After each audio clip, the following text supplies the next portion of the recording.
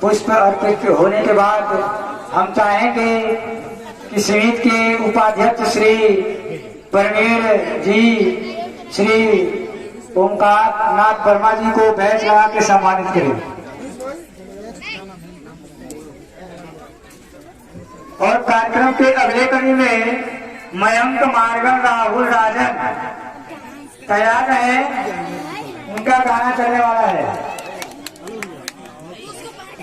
और समस्त बंधुओं से मैं आग्रह चाहूंगा कि वो शांति बनाए रखें, जिससे कार्यक्रम को आगे बढ़ाया जा सके।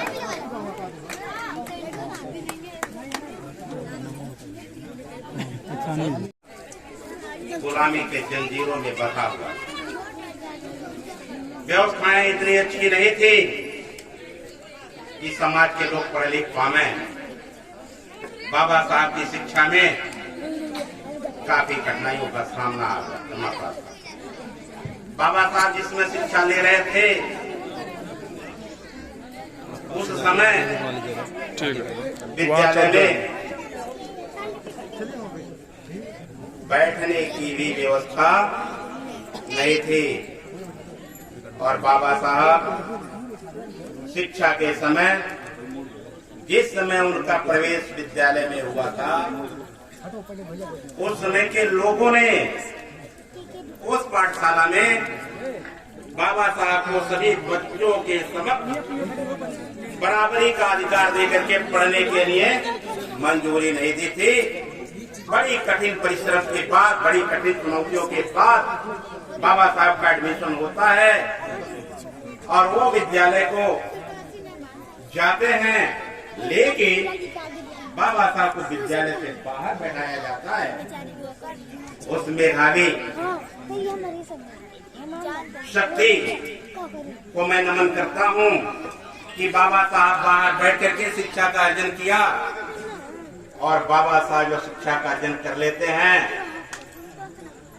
तो जिस समय भारत देश का संविधान बनाया जा रहा था, उसमें 7 लोगों का गठन हुआ था। 7 लोगों का गठन हुआ था। उन 7 लोगों में से धीरे धीरे धीरे धीरे करके 6 लोग कोई बीमारी का कारण बता करके कोई विदेश चला गया।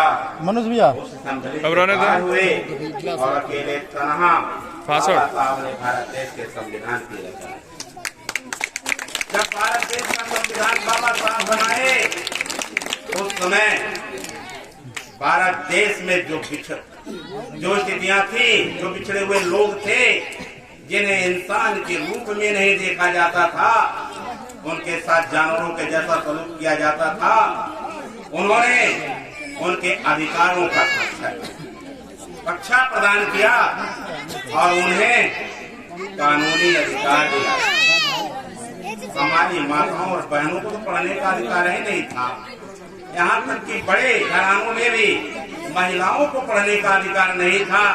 जब बाबा साहब ने संविधान लिखा तो माताओं और बहनों को लिए, नारी जात के लिए उन्होंने उच्च से उच्च शिक्षा दिलाने का कार्य किया। वह संविधान में अधिकार मिला जब बाबा साहब ने संविधान की रचना कर दी। 1950 में जब लागू होता है हमारे देश का संविधान, उस समय से हमारे सभी दलित भाइयों को, ओबीसी के व्यक्तियों को और सवर्ण के महिलाओं को, माताओं को शिक्षा लेने का अधिकार मिला। और आज की स्थिति जो बनी हुई है, दलित की बेटी हो, बैकवर्ड की बेटी हो और बड़े समाज की बेटी हो, सवर्ण की बेटी हो, अगर वह आईएएस बनती हैं, आईपीएस बनती हैं, प्रोफेसर बनती हैं, डॉक्टर बनती हैं, इंजीनियर बनती हैं, तो बाबा साहब के संविधान से पाए हुए अधिकारों से बनती हैं, न कि किसी जात विशेष से बनती हैं। तो उपस्थित मैं सभी अपने माताओं से यह आग्रह करूंगा कि आप लोग अपने बेटे को रोजाना सुबह इस बात का इत्तला दीजिए कि बेटा तैयार हो जाओ और विद्यालय जाओ। जब तक आप विद्यालय अपने बेटे को नहीं भेजेंगी, आप अपने बेटे को आईएएस नहीं बना पाएंगी। डॉक्टर नहीं बना पाएंगी, प्रोफेसर नहीं बना पाएंगी, इंजीनियर नहीं बना पाएंगी, वकील नहीं बना पाएंगी। जब तक आप पढ़ाएंगे नहीं तब तक आप उस रोशनी को अपने परिवार में नहीं लाएंगे।